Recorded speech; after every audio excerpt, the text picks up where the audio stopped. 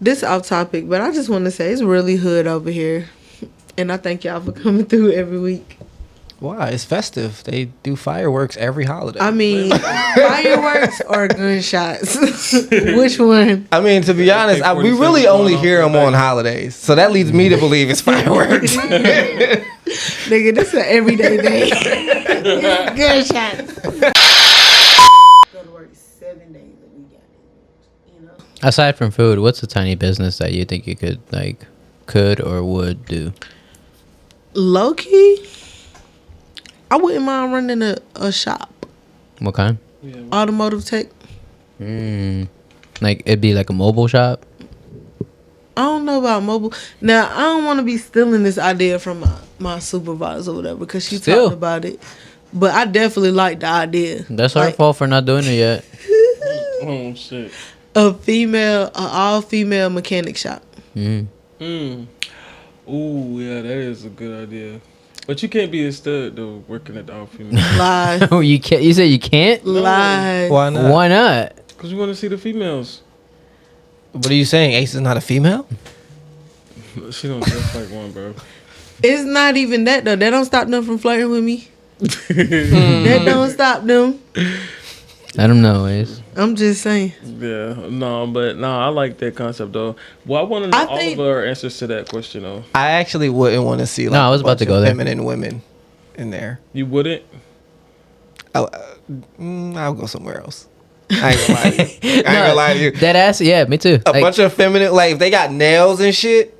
Nah, bro. They're not doing they're not putting in they're not putting in the elbow grease necessary. I would like to see studs. That would make me feel better actually. The fact that they be cute and they know what they talking about, I think that'd be sexy.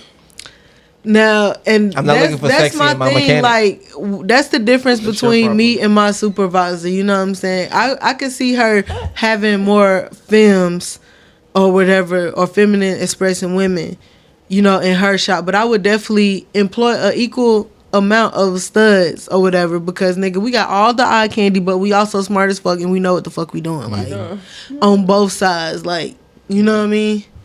See, now it's easy. Like, there's a lot of things that I never thought I would look for sexy, but like my barber, I never thought I'd want sexy in my barber. Then I found a sexy barber. You got a female barber? I had a female sexy barber one day. For sure. And shit was fire. We was talking for a bit, but like she had kids and a baby daddy, and like, you know my shit. It's like that's always the issue. And then it died down after a bit, but like, man, that shit was fire. Was she Dominican? Yeah. Because I feel like Dominican barbers really make an effort to be sexy. Like male and female, I feel like they really make an effort to like sell sex. I got you. Just a theory of mine. Does anybody have any experience on the relationships between a baby daddy and a girl that you might be talking to? I do. A baby daddy and a girl that she might be talking to? Yeah, like I'm curious on the dynamic of that relationship. Like, would you ever feel like you could really trust that girl, like she not still having sex with the baby daddy? I mean, in my one real situation, because I've only taken one girl seriously that had a kid and a baby dad, and it was really, really bad. It did not go well. Mm-hmm. And I actually had that conversation with her, like, I want to be able to root for old boy. Like, I don't want to be hating on him, and like, if he get his life together and become a great person, I don't want to have to worry about you and him and shit. And, you know, she made me feel like it wouldn't be a problem if that happened. It never got that far, but, you know. Word. Yeah, that's true. I guess you can only trust people off face value at what they tell you. You got to get people. Me personally, hang themselves. I just feel like if I'm in the picture, I'm the daddy. Period. What? I'm the daddy. I'm the only one that matters. Ace, are you the most toxic person on the pod?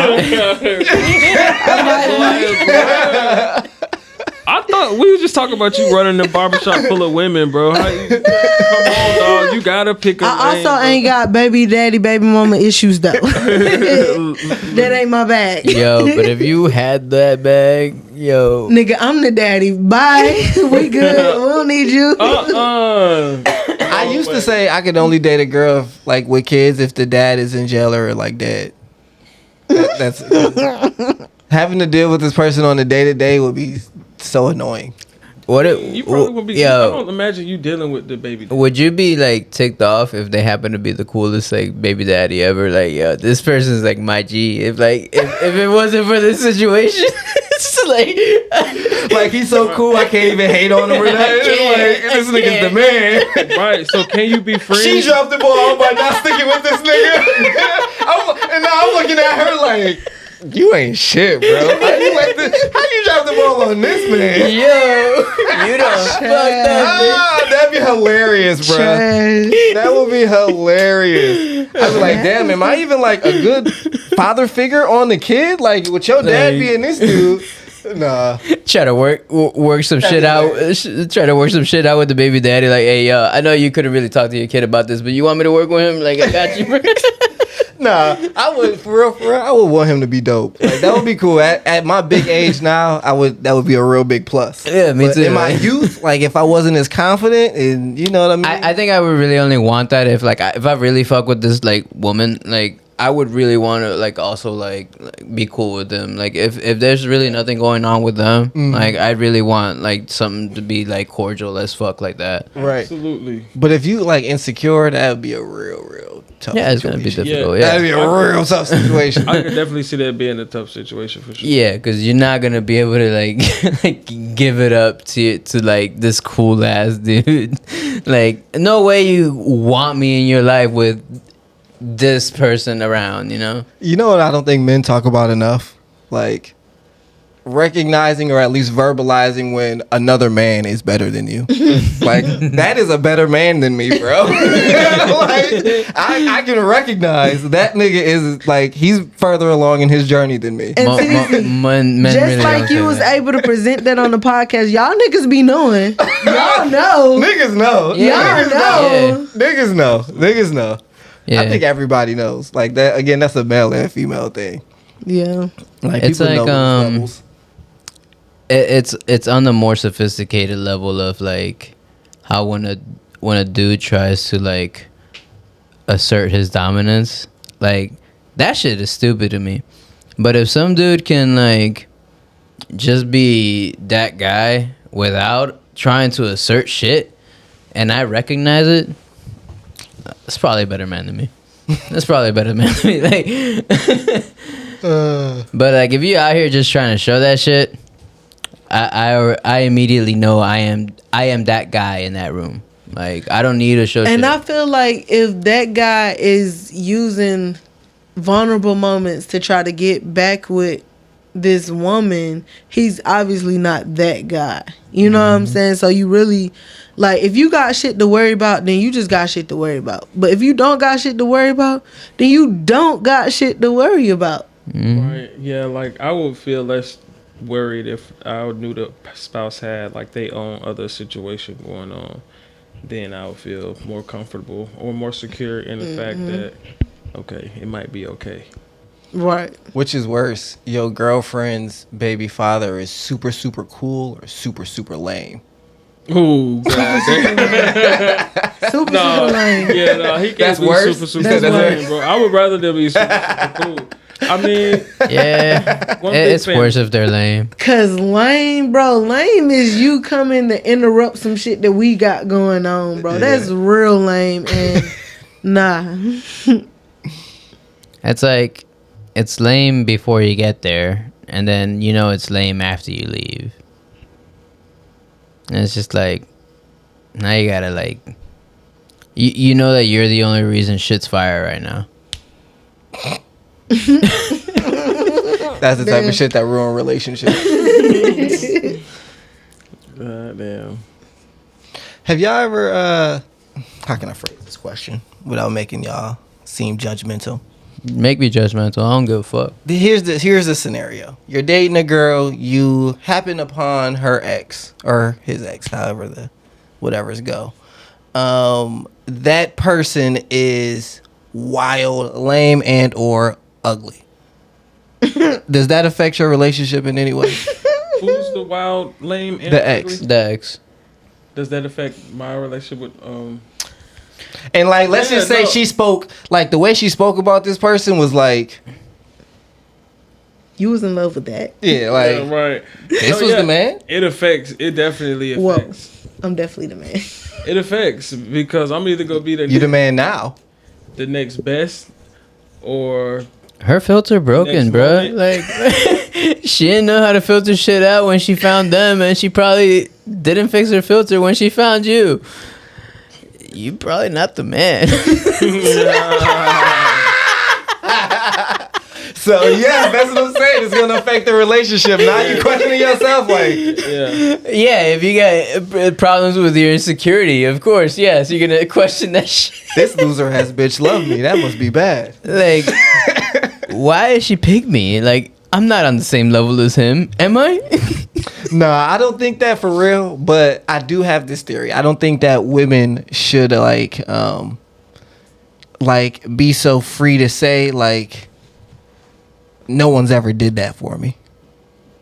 Cause then I think it raises questions like, why? No one's wanted to be nice to you? No one's wanted to treat you like a gentleman? It could also be lack of experience too. Like they've been with this one person for whatever long, for as long as you've known them, and then they've only known that one love. Anything could be anything. Mm-hmm. I'm just saying, you should watch out. This begs the question: where did you learn how to love, though? Okay, you're taking it deeper. I'm just saying. What do you mean by that? Title of learn TZ's to- first porno. Wait, where did I learn how to love? No. Oh, okay. You're taking it deeper.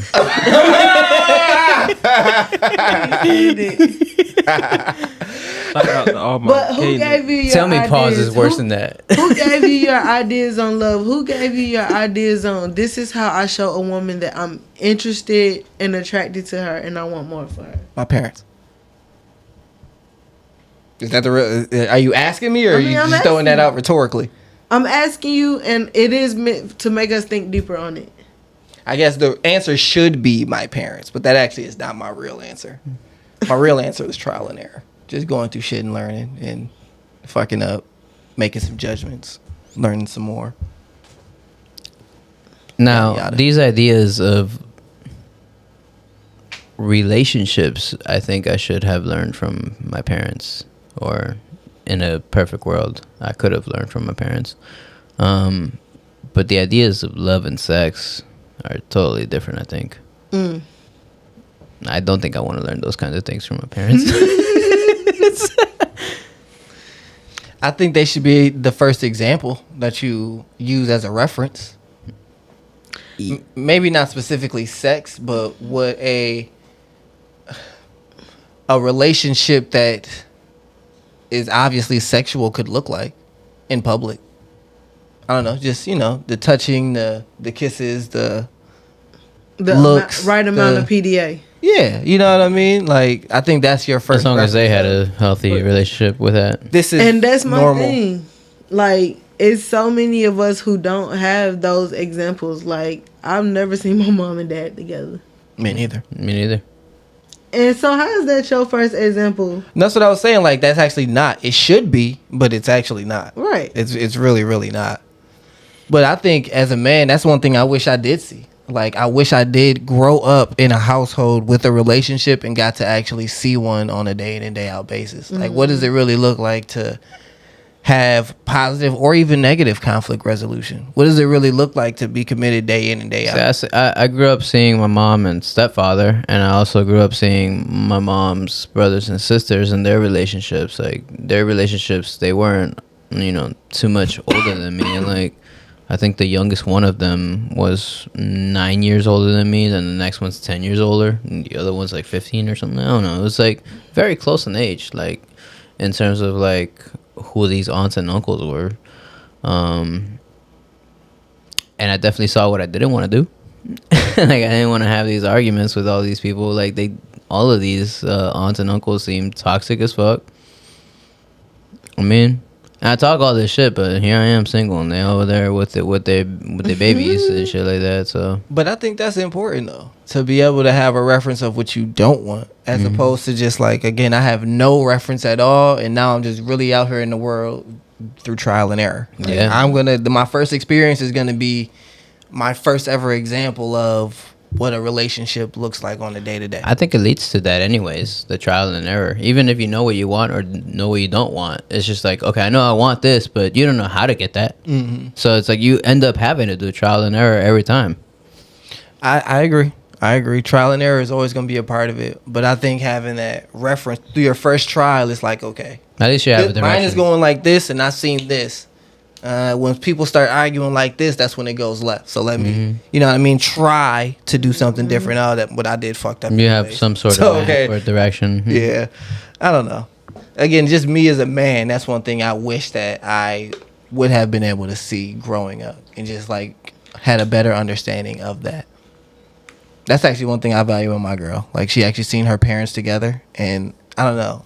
I think I asked y'all before, can you tell the difference between a 2-parent household kid and a one?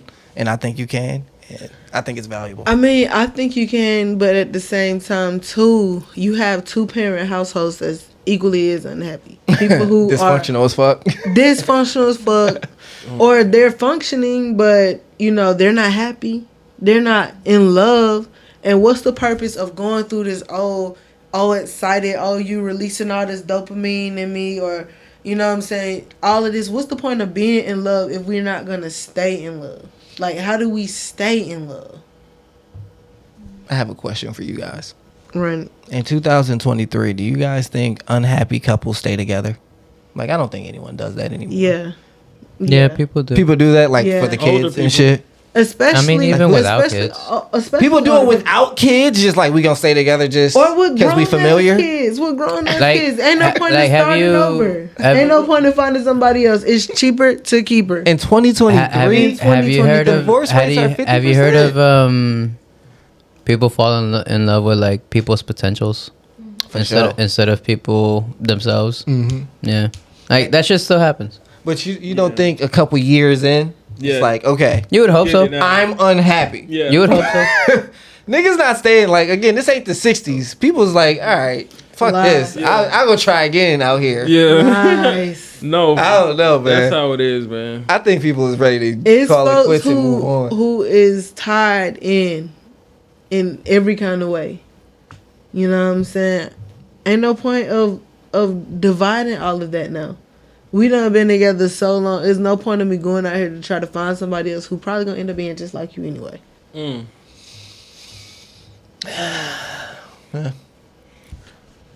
But there's plenty of fish in the sea. You can't equate all of them as to equal the same, you know? That is true, but I think a lot of people I know you. like that. I know this fish. You know what I'm saying? But you know, all fish, they flock in like a school of fish, right? So them same patterns that you learned from that fish, you take them patterns of fish you learn to the next fish that you meet and make sure that those patterns don't align with that particular school of fish.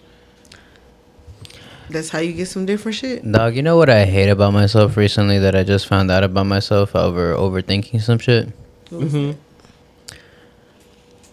know how I consistently bring up like my curse where it's just like, yeah, the only girls that are into me are just like women who have a significant other or some sort of situation. I started realizing that like maybe I'm the one that's going for that instead of like those are the ones that go for me. And it's just like it's a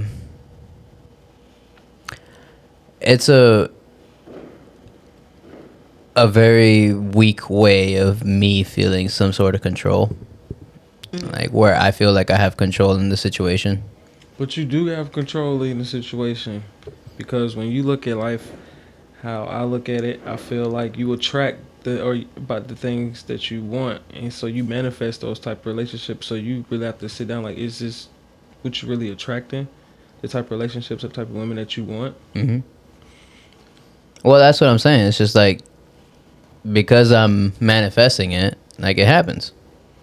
And those are the types of situations where I feel like I'm most in control. Why do you feel like those situations are the ones where you're most in control? Probably because those are the ones I have most experience in. I feel like only on the outside looking in, you may feel like you have the most control because you know there's only so much emotion that they can really give you. Okay, because I'm like, how are you in control when there's so many other factors that are out of your control, from the baby daddy to the kid? I think you don't you want to be attached, but you don't want to be attached. Yeah, that's all part of it. Yeah, it's part of my personality. Yeah, like I guess if I'm to put myself in a box, like yeah, it's like my type of people don't like are scared of commitment. So we put her avoidant attachment styles. Yeah, so but it becomes a problem when like I guess my type of people like to think about commitment, and then it's just like it's not really available because of the type of things that we manifest. At least realizing it, I've been able to like start thinking about like, well, I mean, let's do elsewhere. Like, I mean, that's the starting point. You know, it's just realizing the issue, and there was no sort of realization prior. I think another starting point would be how you meeting these girls too, or trying different ways to meet different people. Yeah, I guess, but I'm also not in the type of mindset right now to try to even want to meet people. True that. I feel that, and I want to be in that same space too. Yeah, it's wild. Like, I care less for no one right now. Yeah. This off topic, but I just want to say it's really hood over here, and I thank y'all for coming through every week. Why? It's festive. They do fireworks every holiday. I mean, fireworks or gunshots? Which one? I mean, to be honest, we really only hear them on holidays. So that leads me to believe it's fireworks. Nigga, this is an everyday day. Gunshots. We should always be partying on holidays. Yeah, I don't know why, but yeah. Wait till Christmas fall on a Monday. I'm glad. No, I'm glad it's not hood. That's the off. Like that's y'all the gotta off-box worry about season. shit. But you know, thank y'all for coming out here to the hood with me. We out here in Riverdale, Georgia, the hood. Which we still gotta consider having mobile pods, but whatever. We're gonna start the episode. Wait, I gotta ask a question. You know, these millennials, their opinions and their podcasts. Every one of them has podcasts nowadays. Y'all niggas say start the podcast.